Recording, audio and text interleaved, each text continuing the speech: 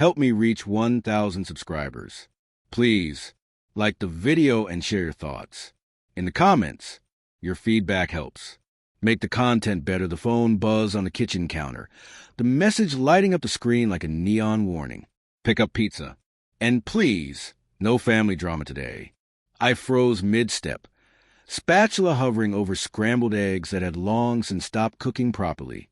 The words sank into my chest like ice. No family drama. What did that mean? My mind raced. The day had been normal. Kids at school.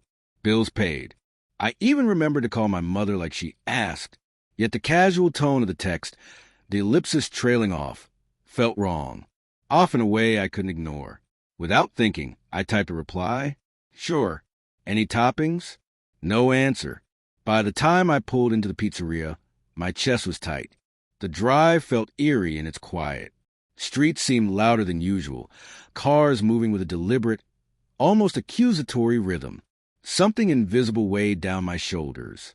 Something I couldn't see, but knew was there. I pulled into the driveway, and that's when I saw her, not inside as I had expected. She was on the porch, phone pressed to her ear, laughter spilling out, light and free. A sound I hadn't heard in months. And suddenly, when I couldn't bear, I paused, hands gripping the steering wheel. Sunlight caught her hair as it fell over her shoulder, a sight that used to make my stomach twist with love. Now it twisted with suspicion, dread, heartbreak. She didn't notice me at first, or maybe she did, and simply didn't care. The pizza box in my hands felt suddenly like a weapon, heavy with anticipation. I stepped out. "Hey!" I said, trying to keep my voice steady. "Normal."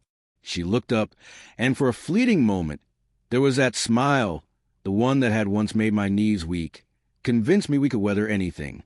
Then she tucked the phone under her arm and looked away. "Hey!" she replied, too casual, too smooth. I handed her the pizza. "You've got a lot of nerve texting me like that." My words faltered. Her phone lit up in her hand.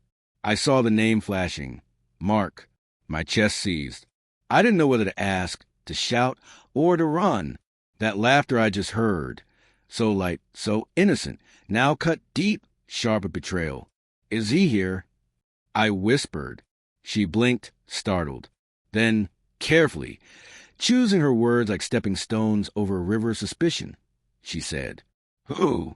"Oh, Mark." My mind raced. Her eyes narrowed, calculating, calm. "Hookum." My stomach lurched. I realized I had never seen her calm like this before. Always measured.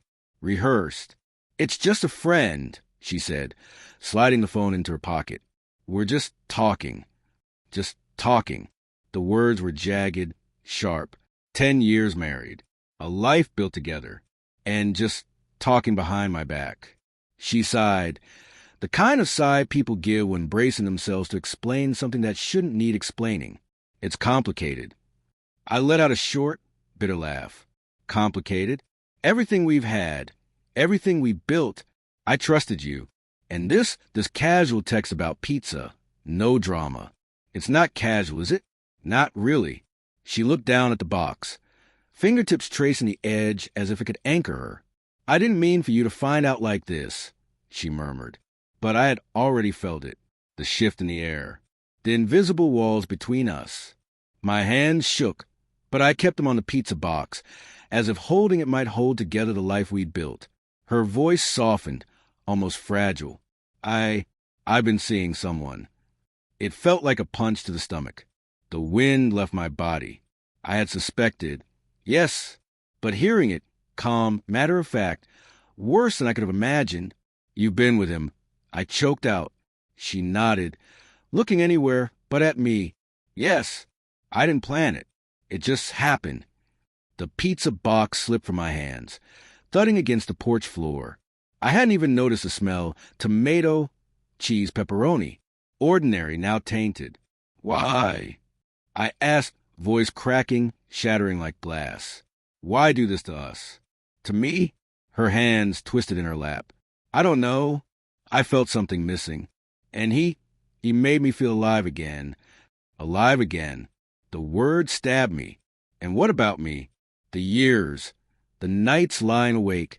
the silent understanding of shared glances. Was I not enough? Had I already stopped being enough without knowing it? I sank into the porch chair, trying to make sense of the ache spreading through my chest. My mind flickered to the small disconnections. Last year's forgotten birthday, weekend trips she canceled, little gaps that now seem monumental. You could have told me. I whispered, voice breaking. She looked at me, and for a moment there was regret. Real, aching regret. But too late. I know. I'm sorry. I didn't know how. Silence fell heavy between us. I wanted to scream, to hit something, to make the world feel real again. But all I could do was sit, trapped in disbelief. Finally, I stood. I can't do this. Not today. Not like this. I know, she said softly, almost resigned. I walked back to the car. The engine started reluctantly, as if even it sensed the day's mood. I didn't know where I was going. Home felt meaningless. Outside, the city moved on. People laughed. Cars honked, oblivious of the quiet collapse of marriage in the suburbs. Then her voice reached me. Can we talk later? I didn't answer. Couldn't. Hands gripped the steering wheel, knuckles white, hollow, yet heart pounding like it might burst. That text flashed in my mind again. Pick up pizza, and please, no family drama today. No drama. No chaos, just betrayal wrapped in something mundane. A reminder that while I lived in the life we built, she'd been living in another. I remember the nights I stayed awake, wondering if she loved me, if I was enough. Now I had my answer. Devastating, but oddly freeing. For the first time in months, clarity cut through the fog. I knew what I had to do. I parked by the old lake, where laughter once filled the air and promises were whispered. I opened the car door, letting cold evening air hit me. Pine and water grounded me. I didn't cry. Not yet. I let myself feel the betrayal, the anger, the loss, the years of love now shadowed by infidelity. Then I let go. Not her, not yet. Just a weight pressing on my chest. Life doesn't pause for heartbreak. And neither could I. I would rebuild, pick up the pieces of heart I once thought unbreakable. Breathe again, trust again, maybe even love again.